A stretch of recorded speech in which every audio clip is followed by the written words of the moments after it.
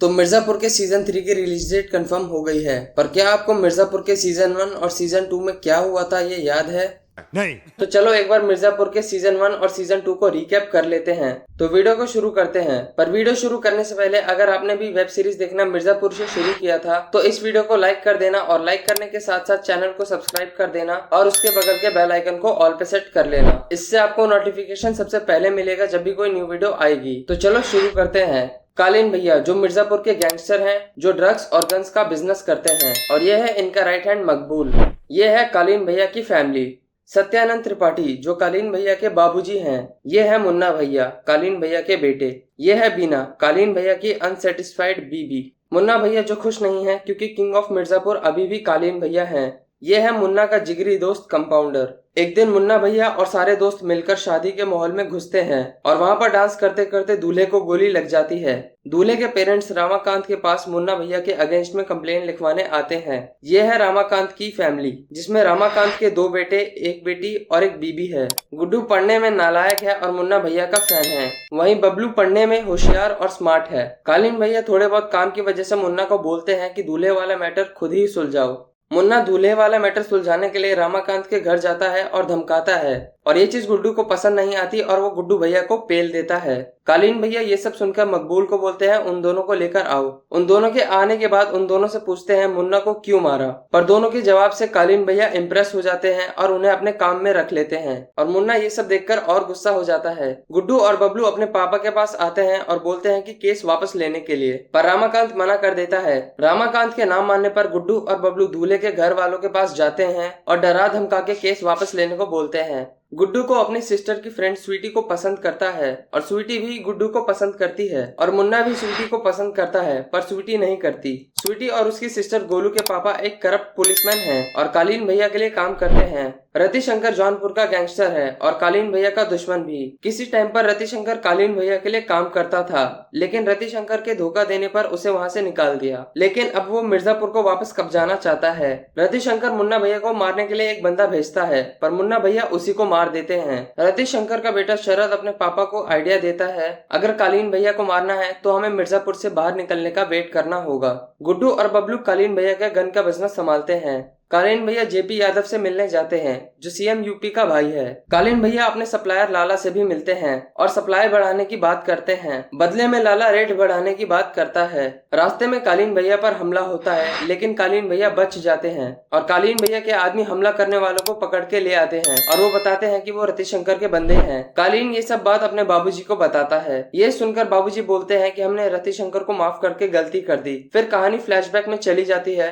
जहाँ पर रतिशंकर बाबूजी को धोखा देता है और धोखा देने के बाद उसे वहां से निकाल देते हैं और कालीन भैया उसके पीठ पर चीरा लगा देते हैं, जो आज भी रतिशंकर को देखकर याद आता है। कालीन भैया किसी और बस्ती में है और बीना राजा के साथ मस्ती में है। एचओडी गोलू को बोलता है कि तुम मुन्ना के खिलाफ कॉलेज इलेक्शन में खड़ी हो। मुन्ना स्वीटी के साथ डेट पर जाना चाहता है, पर स्वीटी उसे मना कर देती है और कहती है कि मैं किसी और के साथ डेट पर जा रही हूँ, जिसको सुनकर मुन्ना भैया गुस्से से स्वीटी को बोलते हैं अगर प्यार ना होता तो कसम से गोली मार देते। स्वीटी गुड्डू के साथ डेट पर गई है और मुन्ना वहाँ सोच रहा है कौन है वो जिसके साथ स्वीटी डेट पर गई है। कंपाउंडर मुन्ना को बोलता है आपके लिए जान भी हाजिर, अगर आप बोले तो स्वीटी को उठा ले और आप बोले तो कालीन भैया को भी मार दे। बबलू सारे वेपन डिस्ट्रीब्यूटर की लिस्ट बनाता है और कालीन भैया को बोलता है कि इनको एक जगह इकट्ठा करे, एंड जिनका लिंक रतिशंकर के साथ होता है उनको गुड्डू गोली मार देता है। गुड्डू स्वीटी को गिफ्ट देता है और अपने बारे में सब कुछ बताता है, पर स्वीटी गुड्डू को बोलती है मुझे इन सबसे कोई प्रॉब्लम नहीं है।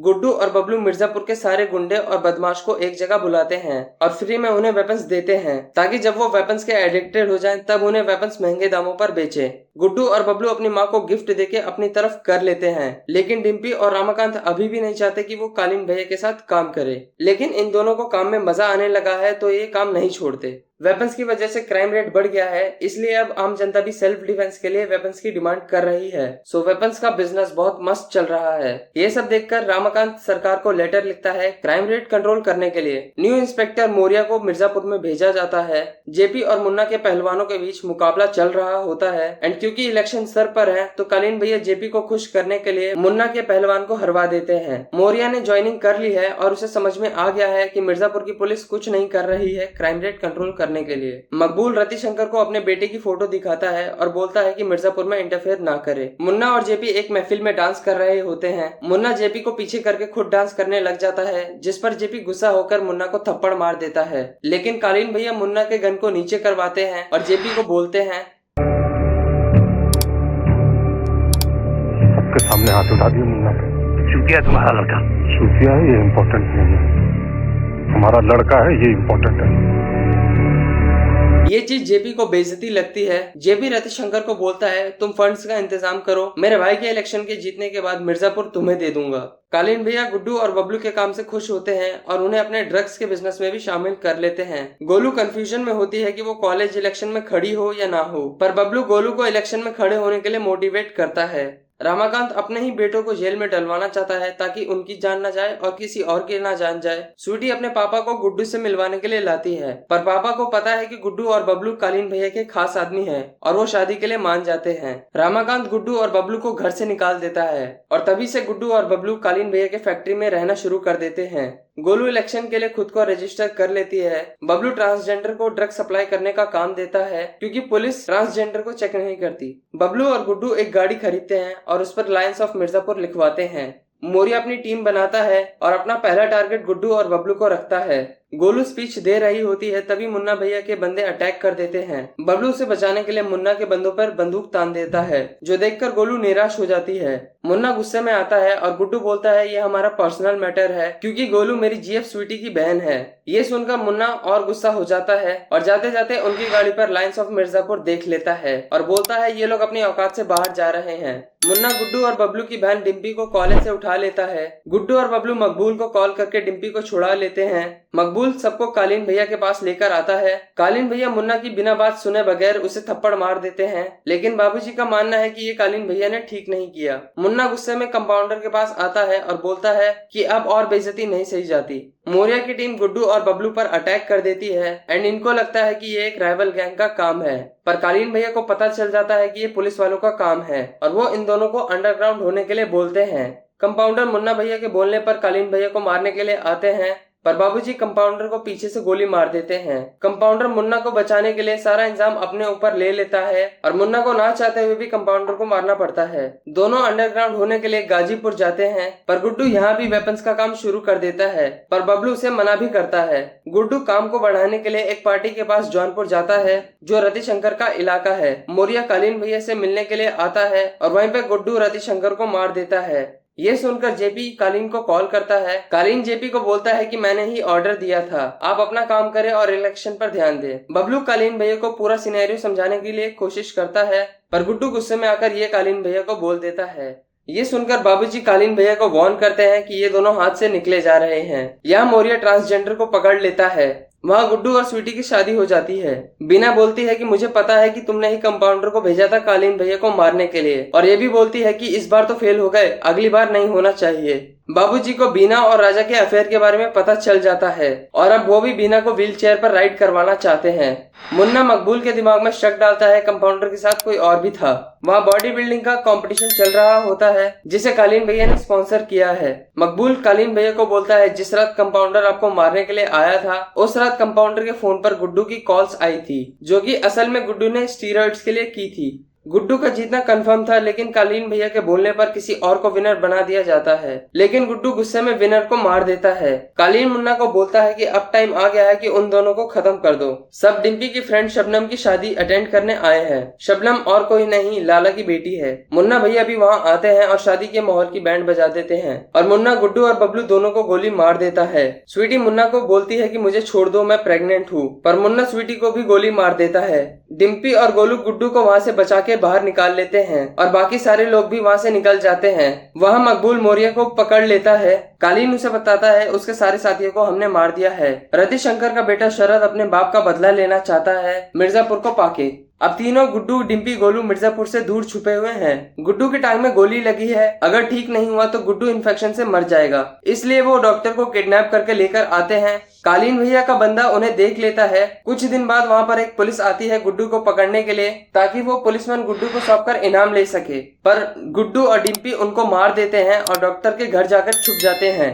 मुन्ना कई दिनों बाद बेहोशी से जागता है और सबको लगता है गुड्डू मर चुका है और अब मुन्ना किंग ऑफ मिर्जापुर बनने का प्लान कर रहा है। शरद जो जौनपुर का न्यू गैंगस्टर बन चुका है, पर उसकी माँ उसे याद दिलाती है उसके पापा का ड्रीम था कि मिर्जापुर हमारा हो। लाला का समधी यूसुफ भी अपने बेटे के मौत का बदला लेना चाहता है, लेकिन लाला उसे बोलता है कि सही टाइम का वेट करे। बाबूजी एक बार फिर व्हील चेयर पर बीना को झुलाना चाहते हैं, पर बीना बीमार होने का नाटक करके अपने आप को बचा लेती है। लखनऊ सीएम अपने छोटे भाई को सबके सामने थप्पड़ मार देता है क्योंकि हालत बहुत खराब है, जिसकी वजह से पार्टी की इमेज खराब हो रही है। वो जेपी को बोलता है इलेक्शन से पहले पार्टी की इमेज को क्लीन करे। यहाँ स्वीटी का बाप अपनी बेटी के मौत का इंसाफ मांगता है, बोलता है कि मन तो ये कर रहा है कि मुन्ना भैया को यहीं गोली मार दे, पर कालीन भैया बोलते हैं कि जो हो गया वो भूल जाओ, अपनी बेटी गुड्डू को ढूंढो और उसका ख्याल रखो। गुप्ता जी सीधे एसपी मौर्य के पास आते हैं, लेकिन वो खुद कालीन भैया के लिए काम कर रहे होते हैं। मुन्ना भैया अब ठीक हो चुके हैं और कालीन भैया उसे जौनपुर को कब्जाने के लिए बोलते हैं। मुन्ना अपनी फौज लेकर शरद के घर पर पहुंचता है, लेकिन शरद दूर की सोचता है और मुन्ना भैया से बोलता है कि आज से मैं आपके अंदर काम करूंगा। मुन्ना इस बात के लिए राजी हो जाता है। शरद मुन्ना को गिफ्ट देता है। यूसुफ जो मुन्ना को मारने के लिए शरद की मदद लेने आया था, शरद ने उसी को मारकर मुन्ना का विश्वास जीत लिया। कालीन भैया मुन्ना के इस काम से बहुत खुश होते हैं क्योंकि मुन्ना ने बिना एक गोली चलाए अपना काम निपटा लिया। जेपी यादव कालीन भैया को सीएम के नाम से धमकाते हैं किसी भी कीमत पर वायलेंस कम करे और मुन्ना को कानून के हवाले करे। अगले दिन कालीन भैया और मुन्ना सीएम के ऑफिस जाते हैं और उनके साथ डायरेक्ट काम करने के लिए बोलते हैं और इलेक्शन में जितवाने की गारंटी भी देते हैं। बाबर जो मकबूल का भांजा है, वो गुड्डू का साथ निभाने के लिए बोलता है। गोलू भी अपनी बहन का बदला लेना चाहती है, इसलिए वो भी गन चलाना सीख रही है। डिम्पी का यहाँ रहना सेफ नहीं है, तो गुड्डू उसे पढ़ाई के लिए लखनऊ भेज देता है। डिम्पी लखनऊ जाने से पहले अपने घर मिलने आती है और गोलू अपने फादर से। दरोगा अपनी बेटी को देखकर खुश होता है और बोलता है कि वो कालीन भैया का मुकाबला नहीं कर सकता। गोलू पापा से बोलती है कि मैं यहाँ रहने नहीं, आपसे मिलने आई हूँ। मेरे जीने का मकसद दीदी के मौत का बदला लेना है। रमाकांत अपने दोनों बच्चों को देखकर खुश होता है और उसे लगता है कि अब वो यहीं रहेंगे, पर गुड्डू बोलता है कि अब मैं पहले वाला गुड्डू नहीं रहा, आपके बच्चे तो पहले ही मर गए थे, अब मुझे बबलू के मौत का बदला लेना है। यहाँ रमाकांत भी मुन्ना को जेल में डलवाने के लिए सबूत इकट्ठा कर रहा है, लेकिन मुन्ना के खिलाफ कोई गवाही नहीं दे रहा। कालीन भैया से मुकाबले में सिर्फ एक आदमी मदद कर सकता है, वो है लाला। गुड्डू लाला से मिलता है जो अभी ट्रस्ट नहीं कर पा रहा। गुड्डू डिम्पी के कॉलेज में एडमिशन करवाता है। वहाँ उसकी मुलाकात रॉबिन से होती है। रॉबिन उसे बताता है कि वो ब्लैक मनी को व्हाइट करने में एक्सपर्ट है और वो प्लॉट बेचने का भी काम करता है। गुड्डू उसे बोलता है कि मिर्जापुर में बड़े से प्लॉट को बेचना है। ये भी ठीक है। लाला गुड्डू को अफीम का काम देता है क्योंकि लाला जानता है कि कालीन का काम गुड्डू और बबलू ने ही बढ़ाया है। वो सब डीलर को बोलते हैं आज से उनकी अफीम डायरेक्ट सप्लाई होगी और बीच में कालीन भैया का कोई काम नहीं होगा। लाला इन्हें अपने साथ रहने की इजाजत देता है। एक दिन मुन्ना का बंदा लाला के घर लाला को मारने आता है, पर गुड्डू उसे मारकर उसके दांत कालीन भैया को भेज देता है। कालीन भैया को पता चल जाता है कि गुड्डू अभी जिंदा है। मुन्ना सीएम की बेटी इलेक्शन कैंपेन में उसकी मदद कर रहा होता है। माधुरी का हस्बैंड जिसकी 1.5 साल पहले डेथ हो गई थी एंड उसे पॉलिटिक्स में कोई इंटरेस्ट नहीं है, वो बस अपने पापा के लिए ये सब कर रही है। बिना राजा को बोलती है ये बच्चा हमारा है एंड हमें इसकी हिफाजत करनी होगी। अब लाला का बिजनेस गुड्डू के हाथों में है, तो लाला का बिजनेस मस्त चल रहा है। गुड्डू पैसा वाइट करने के लिए रॉबिन की हेल्प लेता है। मुन्ना लाला के अफीम के डीलर को बोलता है लाला से बिजनेस यानी कि हमसे दुश्मनी। फिर उन्हें मुन्ना मारने लगता है। फिर शरद मुन्ना को रोक देता है और बोलता है कि इन्हें मत मारो, इनको मारने की जरूरत नहीं है, इनको लाला के साथ काम करने दीजिए एंड प्रॉफिट का 20% ये हमें देंगे। इस पर कालीन भैया शरद से इम्प्रेस हो जाते हैं और मुन्ना और शरद की दोस्ती और पक्की हो जाती है। शरद अपने पापा के मौत का बदला लेना चाहता है गुड्डू को मारकर। मुन्ना से मिलकर गुड्डू से अफीम खरीदने के बहाने एक जगह बुलाता है जहां मुन्ना के बंदे सारी तरफ फैले हुए होते हैं। कुछ टाइम बाद गोलियां चलने लगती है, पर सारे लोग बच जाते हैं। मकबूल को अंदाजा हो जाता है कि उसका भांजा गुड्डू के लिए काम कर रहा है। डॉक्टर गुड्डू को देखने के लिए घर आता है। गुड्डू और शबनम एक दूसरे के करीब आ रहे हैं, जो कि गोलू को पसंद नहीं। बीना अपने चेकअप के लिए लखनऊ आती है एंड कालीन भैया के बिजनेस को वीक करने के लिए गोलू को सारी इन्फॉर्मेशन देती है। मकबूल की फैमिली में 2 ही मेंबर हैं, मकबूल और उसकी माँ। मकबूल और बाबर दोनों एक दूसरे पे गोली तान देते हैं और बोलते हैं कि एक दूसरे के काम में नहीं आएंगे। मुन्ना और माधुरी भी एक दूसरे के करीब आने लगे हैं। बिहार बॉर्डर पर कालीन भैया की वेपन वाली गाड़ी एक और गैंग ने पकड़ ली है। ये गैंग है दद्दा त्यागी का, जिसका बिजनेस गाड़ियां चुरा के बेचना है। दद्दा के दो जुड़वा बेटे हैं, भरत एंड शत्रुघ्न। भरत एंड शरद की दोस्ती है। शरद मुन्ना की मुलाकात भरत से करवाता है एंड आज से ये मिलकर वेपन का बिजनेस करेंगे। बीना गुड्डू और गोलू को बताती है आजकल वेपन का प्रोडक्शन डबल है और सर पर इलेक्शन है एंड सिक्योरिटी भी आधी है, क्योंकि कालीन भैया की सारी नजर इलेक्शन पर है। सो यही मौका है अटैक करने का। गुड्डू और गोलू मिर्जापुर के लिए निकलते हैं और फैक्ट्री में आग लगा देते हैं। मुन्ना को गुड्डू पर शक होता है, पर कालीन भैया बोलते हैं इसमें घर का बंदा भी कोई शामिल है। गोलू भी शत्रुघ्न से मिलती है और बोलती है कि दद्दा से अफीम के बिजनेस के लिए मीटिंग करवाए। रॉबिन और डिम्पी भी करीब आने लगे हैं। रॉबिन डिम्पी को अपना असली नाम बताता है, जो कि उसने आज तक किसी को नहीं बताया। कालीन भैया मुन्ना को माधुरी के साथ शादी के लिए बोलते हैं, जो कि मुन्ना को पसंद नहीं, लेकिन मुन्ना को पता है कि होने वही वाला है जो कालीन भैया चाहते हैं। पंडित जी मुन्ना के खिलाफ सबूत इकट्ठा करने में लगे हैं और अपने फेवरेट चाचा के पास जाते हैं, जो मुन्ना की गवाही देने के लिए रेडी है। यहाँ मौर्य भी पंडित के साथ काम करने का नाटक कर रहा है। लाला को भी गुड्डू और शबनम का करीब होना पसंद नहीं। गुड्डू और गोलू लाला के अफीम की प्रोडक्शन बढ़ाना चाहते हैं, लेकिन उसके लिए सरकारी अलॉटमेंट जरूरी है, इसलिए गुड्डू जेपी को कॉल करता है। जेपी पावर के लालच में उसके साथ हो जाता है। आईजी मुन्ना के खिलाफ कुछ नहीं कर सकता, क्योंकि अब वो सीएम का दामाद है। मुन्ना और माधुरी की शादी हो जाती है। गुड्डू और गोलू दादा से मिलकर अफीम के बिजनेस पर बात करते हैं एंड दद्दा और भरत अफीम के बिजनेस की सुनते ही मना करते हैं। दद्दा को लगता है कि उनके मम्मी पापा अफीम लेते थे, जिसकी वजह से वो अधा रह गए। सीएम जेपी को मिलने वाली पोस्ट कालीन भैया को दे देता है और जेपी को बोलता है कि अफीम के सारे खेत इनको अलॉट करो। गोलू शत्रुघ्न से मिलती है एंड गैर अफीम का बिजनेस उसके साथ करना शुरू कर देती है। यहाँ जेपी शरद से मिलता है और उसे बोलता है अगर वो मेरा साथ दे तो उसे मिर्जापुर की गद्दी देने में हेल्प करेगा। दद्दा को पता चल जाता है कि उसके इलाके में कोई अफीम का बिजनेस कर रहा है। इस पर शत्रुघ्न डर जाता है, लेकिन गोलू उसे झूठ मूठ का प्यार दिखाकर बिजनेस कंटिन्यू रखने को बोलती है। डॉक्टर की बेटी का बर्थडे है एंड यूसुफ नाई के बंदे आके डॉक्टर को मार देते हैं। गुड्डू वहाँ आता है और उसे पता चल जाता है कि ये यूसुफ नाई के बंदों का काम है। वहाँ सीएम की गाड़ी को ट्रक वाला उड़ा देता है और ऑन द स्पॉट सीएम साहब की डेथ हो जाती है।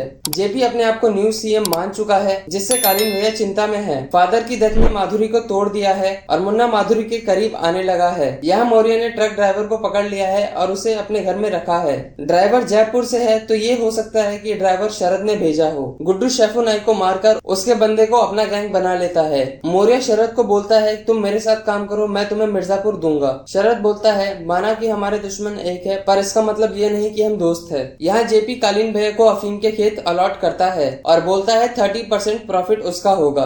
गुड्डू लिपि की जिम्मेदारी शबनम को देता है। रॉबिन डिम्पी से प्यार करने लगता है, लेकिन डिम्पी रॉबिन को रिश्ते के लिए पापा से बात करने के लिए बोलती है। जेपी आईजी को मुन्ना के खिलाफ केस ओपन करने के लिए बोलता है। गुड्डू जेपी से बोलता है अगर आप हमें अफीम के खेत अलॉट करोगे तो हम आपको कालीन भैया से 10% ज्यादा देंगे। जेपी जरीना से रात में माहौल बनाने को बोलता है एंड जरीना 3 डांसर का अरेंज करती है। माधुरी के फादर का असिस्टेंट बोलता है जिस रात पापा का एक्सीडेंट हुआ था उस रात जेपी दूसरी कार में बैठा था, हालांकि जेपी उन्हीं के साथ एक कार में बैठता था। अगले दिन डांसर जेपी पे हरासमेंट का केस लगा देती है। ये सब जरीना ने पॉलिटिक्स में आने के लिए कालीन भैया के कहने पर किया था। बीना को बेबी होता है और तीनों पापा वहाँ पर मौजूद हैं। सारा परिवार खुश है, पर मुन्ना भैया को छोड़कर, क्योंकि मुन्ना भैया का एक और कॉम्पिटिटर आ गया। मुन्ना अपने फेवरेट चाचा को मार देता है। यहाँ ट्रक ड्राइवर भी खुद को मार देता है, तो अब ना ही मुन्ना के खिलाफ गवाह है और ना ही शरद के खिलाफ। बीना राजा को बोलती है अपने बच्चे को मुन्ना से बचा के रखे। वहाँ पंडित रॉबिन को बोलता है कि वो रिश्ते के लिए रेडी है, लेकिन उसे गुड्डू की पूरी इन्फॉर्मेशन चाहिए। यहाँ पर गुड्डू शबनम के मजे ले रहा है और शत्रुघ्न गोलू के। वहीं पर अब नौकरानी को भी बाबूजी अपने व्हील चेयर पर राइड करवाना चाहते हैं। रॉबिन पंडित को लाला और गुड्डू के खिलाफ सबूत देता है एंड पंडित मौर्य के साथ आईजी के पास जाता है। मुन्ना को पता चल जाता है कि बाबर अभी भी जिंदा है। वो उसे मारने जाता है और बाबर के अलावा उसकी माँ को भी मार देता है। मकबूल बोलता है उसकी माँ का क्या कसूर था, लेकिन उसे इंसाफ नहीं मिलता। मामा ड्राइविंग स्कूल खोलता है। दद्दा भरत को बोलते हैं पता लगाओ कि मामा के पास इतना पैसा कहाँ से आया। यहाँ मकबूल बाबूजी को मारने आता है ताकि कालीन भैया को बुजुर्ग का साया सर से हट जाने का दर्द पता चले, लेकिन बीना और नौकरानी मकबूल को रोकते हैं और कहते हैं बाबूजी को हम मारेंगे। यहाँ मुन्ना मिर्जापुर की गद्दी लेने के लिए बात करता है, लेकिन कालीन भैया मना कर देते हैं। मुन्ना बोलता है कुछ भी हो जाए गद्दी हमारी है और गुस्से में वहाँ से चला जाता है। बीना अपने बच्चे को बचाने के लिए राजा से बोलती है। लाला गुड्डू से शबनम और मिर्जापुर में से एक चुनने को बोलता है। यहाँ दद्दा को शत्रुघ्न और मामा के अफीम के बिजनेस का पता चल जाता है। कालीन भैया बीना को बोलते हैं मिर्जापुर की गद्दी मुन्ना को दे देते हैं, क्योंकि बाप को तो खो दिया, अब बेटे को खोना नहीं चाहते।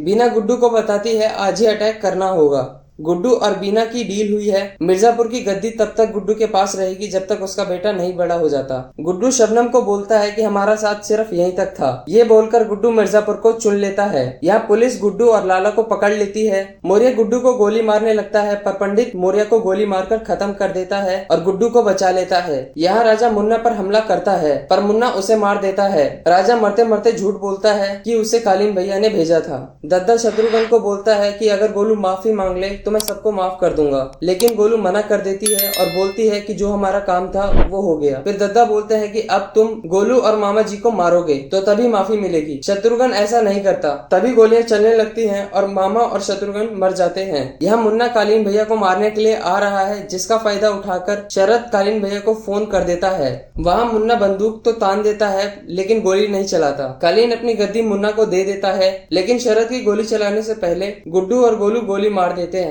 यहाँ गुड्डू मुन्ना भैया को मार देता है और शरद कालीन भैया को बचा के वहाँ से ले जाता है और आखिरी में गुड्डू मिर्जापुर की गद्दी पर बैठ चुका है। तो ये था मिर्जापुर के सीजन 1 और सीजन 2 का रिकैप। तो ये रिकैप वीडियो आपको कैसी लगी कमेंट्स में बताना, और कमेंट करने के साथ साथ इस वीडियो को लाइक और चैनल को सब्सक्राइब कर लेना। मिलते हैं नेक्स्ट वीडियो में, तब तक के लिए गुड बाय।